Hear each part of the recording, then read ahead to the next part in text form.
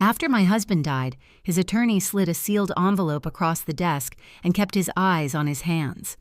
"Evan wanted you to open this alone," he said, voice low, like the office walls might listen. I didn't ask why. Grief makes you polite in strange ways. The envelope was light, too light to hold comfort. Inside was a single brass key and a note in Evan's steady handwriting. "Go to 145 Maple Street alone." That was all. I stared at the address until the numbers blurred. I'd lived in our small New Hampshire town long enough to know every shortcut, every family name, every porch that needed repainting. I knew the places Evan loved, the hardware store where he lingered too long, the diner booth he always chose, the lake road he drove when he needed quiet. But Maple Street, 145, was a blank space in a town that didn't have many left. At home, the silence met me at the door like it always did now. Evan's reading chair still sat by the front window, the cushion slightly hollowed by decades. His coffee mug, the one with the chipped handle he refused to replace, waited in the cabinet like a stubborn promise. Even the garage smelled faintly of pine and sawdust from the workbench where he used to fix anything that dared to break. I had been sorting through his things for weeks, believing I was walking through the whole of his life. Letters from our early years, old photos, the winter sweater he wore until the elbows thinned. I thought marriage meant you eventually knew every hallway of the person you loved. That key said I didn't. Our daughter Lila called that evening, bright-voiced and determined. She always tried to pull me toward the surface.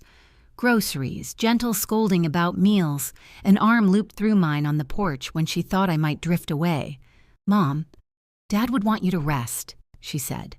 Like rest could patch a hole clean through a life. I almost told her. The words rose right to my throat, but Evan's note didn't say to tell them. It said alone, and the request felt final, sacred even. "I have a few things to take care of tomorrow," I told her, forcing steadiness into my voice. "I'll see you soon." There was a pause on the line, her instincts pressing close. "Are you sure you're okay?" I lied. "I'm fine." After I hung up, the guilt sat beside me at the kitchen table. I turned the key over and over in my palm, its edges warmed by my skin.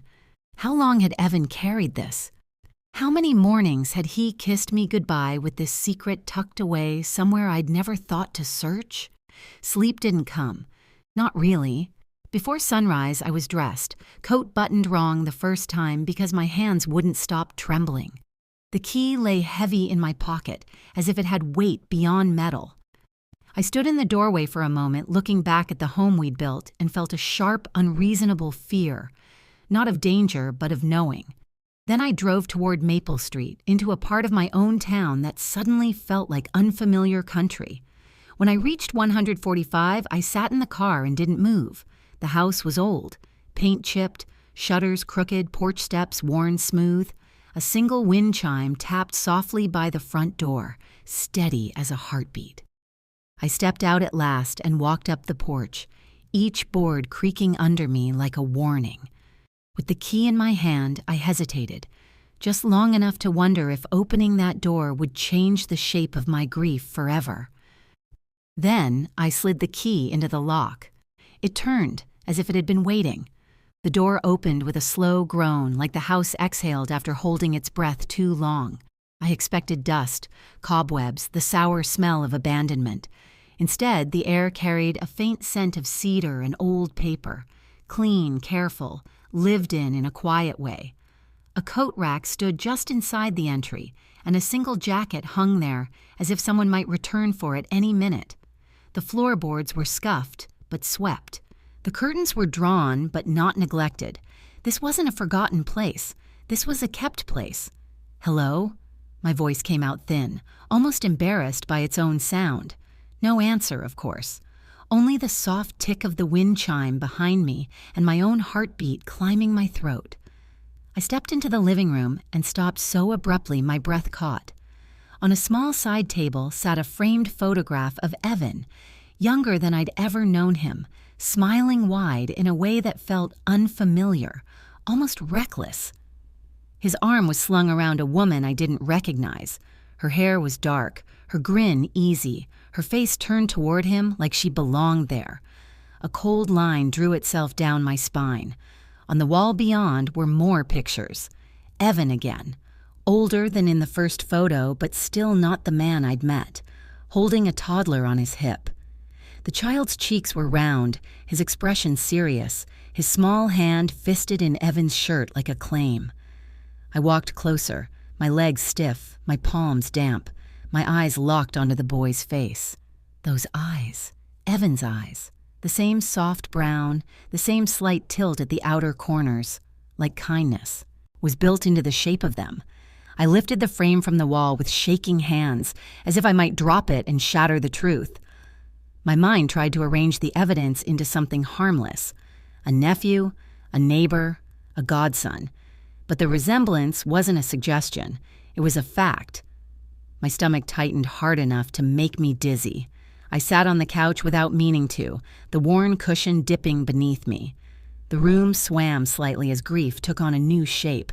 Sharp, startled, almost angry. "Evan," I whispered, and my voice broke.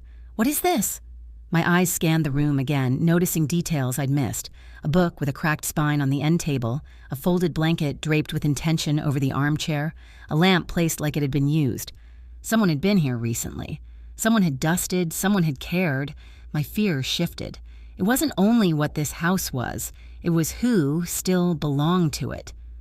I forced myself to stand and move to a small wooden desk against the far wall. The top was neat, the surface wiped clean. In the top drawer, I found a bundle of letters tied with a blue ribbon. I recognized Evan's handwriting immediately.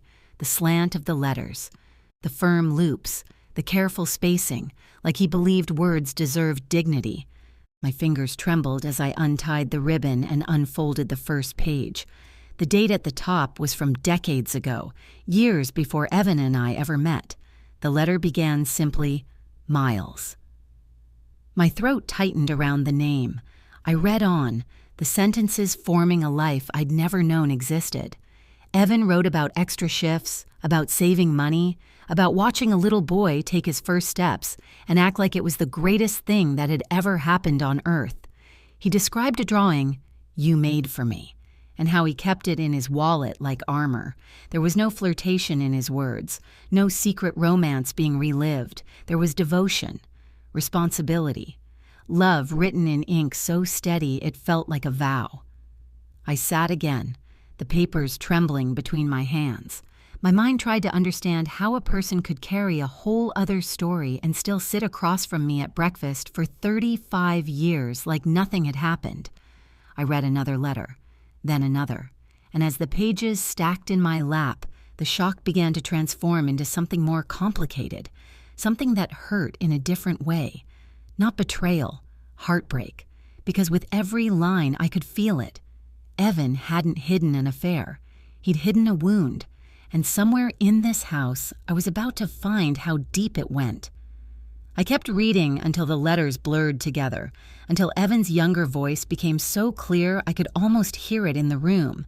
He wrote about Miles's mother, Clara, and the way illness moved through her life like bad weather no one could predict. Some days she was strong and laughing, he said. Other days she disappeared behind exhaustion and pain, and Evan had to be two people at once, provider and comfort, father and anchor.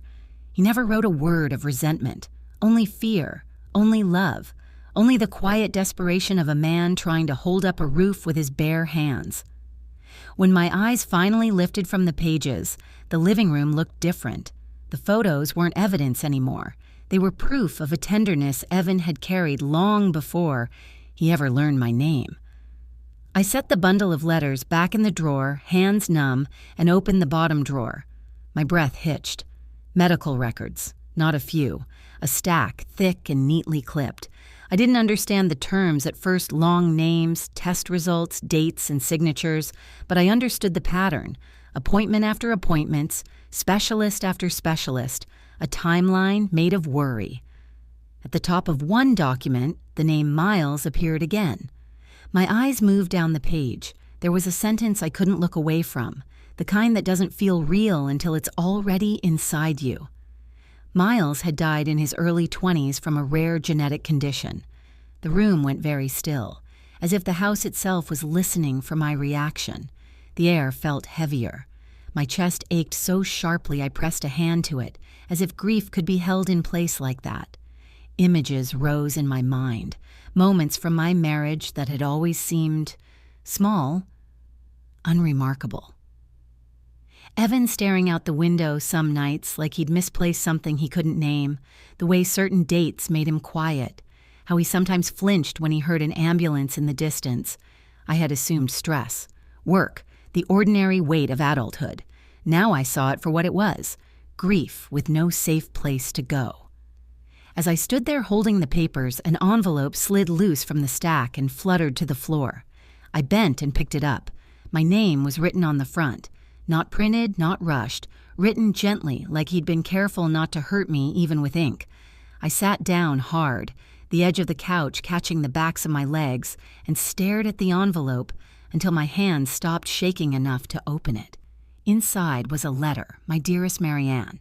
It began. And then Evan.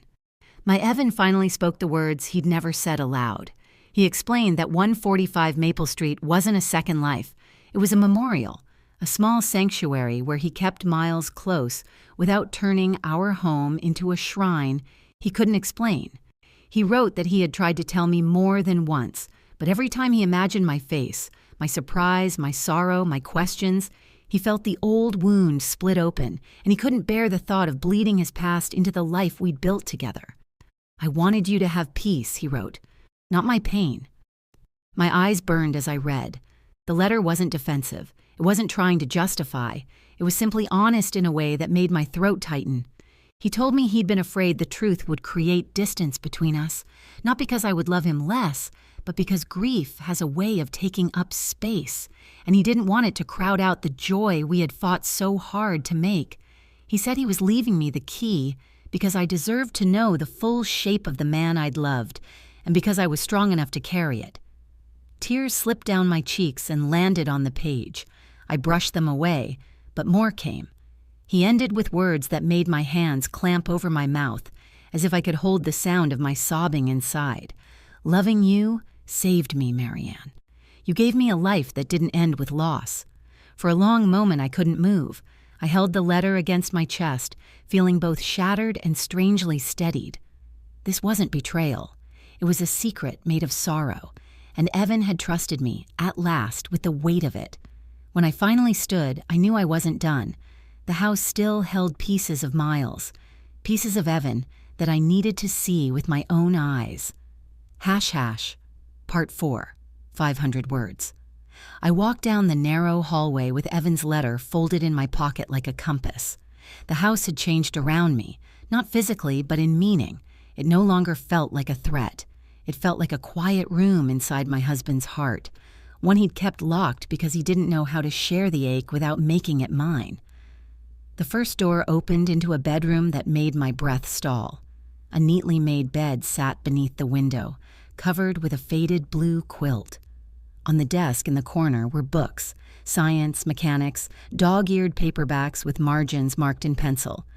A pair of worn sneakers rested beside the closet, toes angled outward as if Miles had stepped out of them in a hurry and planned to come back. Ordinary objects, simple, small, hit me harder than the photographs ever had, because they weren't dramatic, they were daily life. Proof that a boy had lived here, grown here, existed in a world Evan had visited alone. On a corkboard above the desk, drawings were pinned in uneven rows.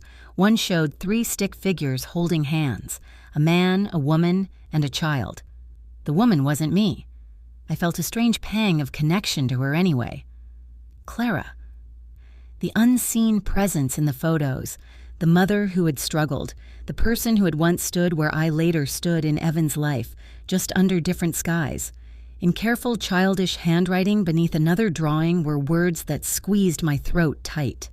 Asterisk, asterisk, my dad is the strongest man in the world, asterisk, asterisk. I pressed my fingers to the edge of the desk and closed my eyes. I could see Evan here, young, tired, determined, reading those words like a lifeline. I could see him standing alone, year after year, carrying the kind of grief that doesn't ask permission before it becomes part of you. I opened the closet. On the top shelf sat a small box. I lifted it down and set it on the bed with both hands, as if it might break. Inside were mementos arranged with care, birthday cards, a photo of Miles as a teenager with braces and a shy smile, and a silver watch with softened leather straps. On the back, initials were engraved. My eyes blurred. I imagined Evan choosing it, proud and hopeful. I imagined Miles fastening it around his wrist without knowing how short life could be. I put the items back exactly as I'd found them, not to erase anything, to honor it. The last door at the end of the hall opened into a small study. A desk faced the window. A thin binder sat on top with a sticky note. Marianne. My hands trembled as I flipped it open. Inside were pages Evan had written over the years, dates, explanations, reflections. He had mapped his past as carefully as a man building a bridge, hoping it would hold when I finally crossed. He wrote about being young when Miles was born, about fear and pride, about the helplessness of watching illness take what love couldn't save. He admitted guilt, quiet, relentless guilt, that he'd carried like a stone in his pocket. Near the bottom of one page, a line stopped my breath. I wanted you to know the man I became, not the man I was when I was breaking. I sat down, the binder open on my lap, and let the truth settle into me. Not as a weapon, but as a fuller picture of Evan. The steadiness I loved in him hadn't come from an easy life. It had been forged. When I finally left the house, I locked the door and stood on the porch for a moment, letting the cold air clear my head. The wind chime tapped softly, the same steady note as before, but now it sounded less like a warning and more like a prayer. On the drive home, I realized I couldn't keep this alone. Not anymore. Secrets had shaped Evan's loneliness. I wouldn't let them shape ours. Lila's car was already in my driveway when I arrived. She stepped out, worry etched into her face. "Mom, where have you been? I've been calling." "I need you," I said, and my voice surprised me with its calm. "And I need Jonah, too. We need to talk." An hour later, our son Jonah sat in the living room, elbows on his knees, eyes sharp with concern. I told them everything, the key, the house, the photos, the letters, Miles. Silence fell heavy and real. Then Lila whispered, "Why didn't he tell us?" Jonah swallowed hard. Dad didn't hide things unless he thought he was protecting someone." I handed them Evan's letter. They read, their faces changing from shock to sadness, from confusion to understanding.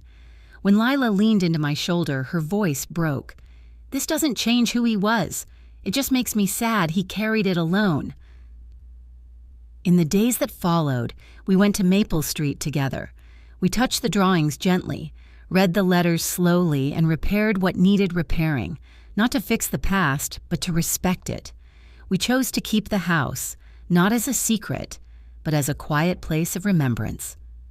One evening, standing alone in the Maple Street living room, sunlight spilled across the wall of photographs and warmed the frames. I felt Evan's presence not as grief, but as truth finally shared. And for the first time since he'd gone, I didn't feel farther from him. I felt closer.